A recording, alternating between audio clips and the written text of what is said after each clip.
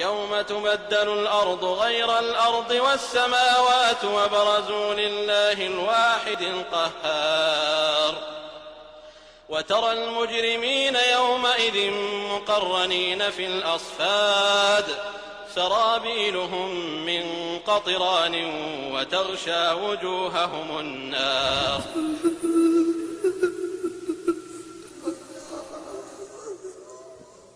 يا الله.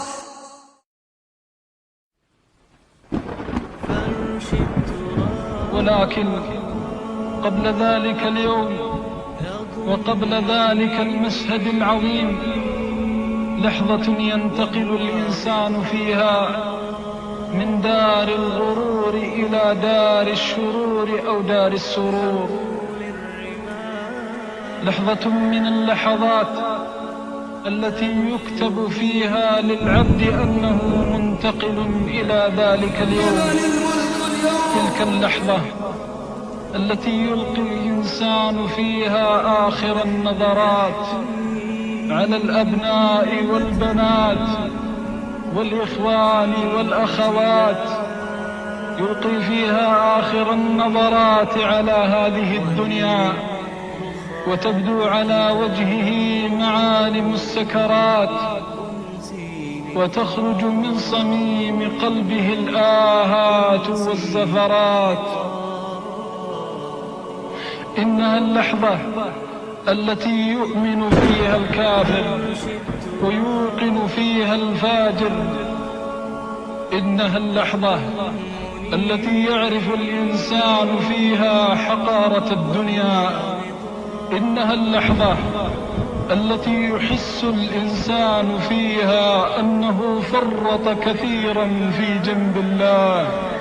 إنها اللحظة التي يحس الإنسان فيها بالحسرة والألم على كل لحظة فرط فيها في جنب الله. يناديه رباه رباه ارجعون لعلي أعمل صالحا فيما تركت.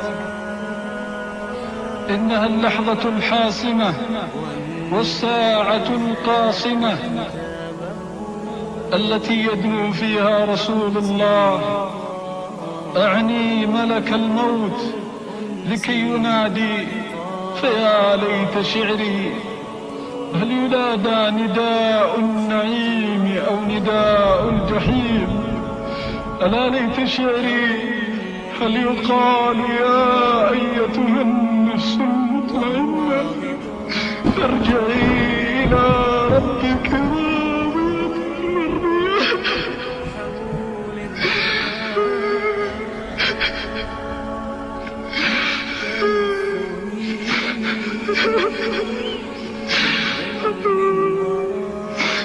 أو يقال يا أيتها النفس الخبيثة اخرجي إلى سخط من الله.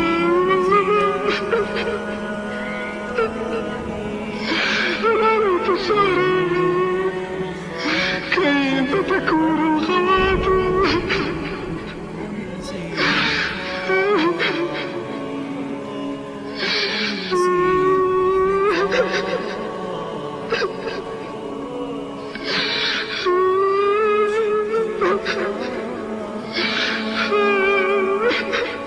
لا ليت شعري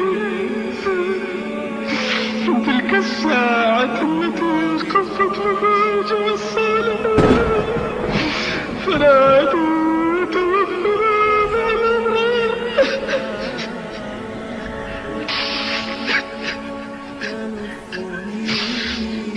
وفي لحظة واحدة أسلمت الروح إلى بيرها والتفت الساق بالساق إلى ربك يومئذ المساق. هناك يحس العبد بدار غريبة ومنازل رهيبة عجيبة، فلا إله إلا الله في لحظة واحدة من دار الهوان إلى دار النعيم المقيم. فلا إله إلا الله في لحظة واحدة من ضيق الدنيا إلى سعة الآخرة، وفي لحظة واحدة من جوار الأشرار إلى